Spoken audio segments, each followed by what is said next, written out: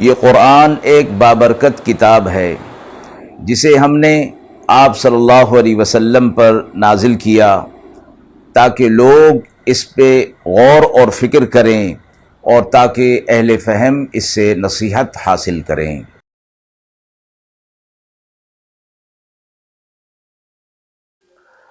بسم اللہ الرحمن الرحیم۔ السلام علیکم ورحمۃ اللہ وبرکاتہ۔ ناظرین کرام، درس قرآن مجید کے آج کے اس پروگرام میں ہم سورۃ الفلق کی تفسیر موصول شدہ سوالات کی روشنی میں کریں گے۔ پہلا سوال ہے کہ سورۃ الفلق میں اللہ کی پناہ طلب کرنے کی کیا اہمیت بیان کی گئی ہے؟ دوسرا سوال کہ سورۃ الفلق میں کن برائیوں سے بچنے کی دعا مانگی گئی ہے؟ اعوذ باللہ من الشیطان الرجیم، بسم اللہ الرحمن الرحیم۔ قل اعوذ برب الفلق من شر ما خلق ومن شر غاسق اذا وقب ومن شر النفاثات في العقد ومن شر حاسد اذا حسد۔ سورۃ مبارکہ کا ترجمہ ملاحظہ فرمائیں۔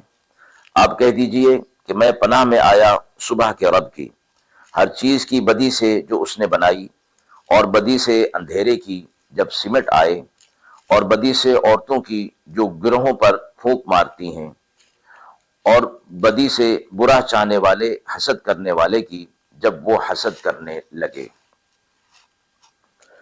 سورۃ الفلق مدینہ میں نازل ہوئی، اس کی 5 آیات اور 1 رکوع ہے۔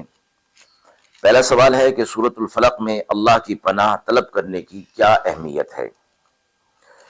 سورۃ الفلق کی آیات ہمیں یہ بتاتی ہیں کہ ہر قسم کی برائی، مصیبت اور خطرے سے بچنے کے لیے اللہ کی پناہ طلب کرنی چاہیے۔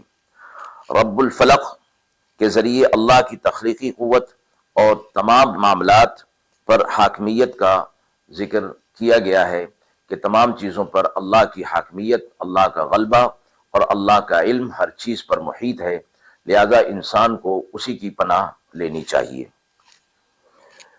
مذکورہ مفہوم کے حوالے سے جو حدیث مبارکہ ہمیں ملتی ہے، رسول اللہ صلی اللہ علیہ وسلم نے فرمایا، جو شخص صبح اور شام سورہ فلق اور سورۃ الناس 3 مرتبہ پڑھ لے گا، وہ ہر قسم کے نقصان سے محفوظ رہے گا۔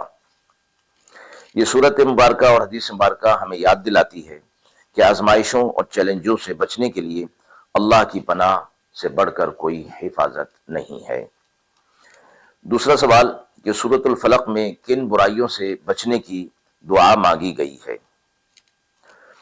سورۃ الفلق میں انسان کو تمام ظاہری اور پوشیدہ شرور سے بچنے کی دعا سکھائی گئی ہے، جن میں رات کی تاریکی، جادو اور حسد جیسے عوامل شامل ہیں۔ مذکورہ مفہوم کے حوالے سے جو حدیث مبارکہ ہمیں ملتی ہے، رسول اللہ صلی اللہ علیہ وسلم نے فرمایا، حسد نیکیوں کو اس طرح کھا جاتا ہے جس طرح آگ لکڑی کو کھا جاتی ہے۔ ناظرین کرام، ہم امید کرتے ہیں کہ مذکورہ سوالات کی روشنی میں جو تفسیر پیش کی گئی وہ آپ کے لیے قابل اطمینان ہوگی۔ اس حوالے سے آپ کے بھی کوئی سوالات ہوں تو ضرور کمنٹ باکس میں دیجئے، انشاءاللہ ان کے جوابات دینے کی کوشش کی جائے گی۔ وآخر دعوانا ان الحمد للہ رب العالمین۔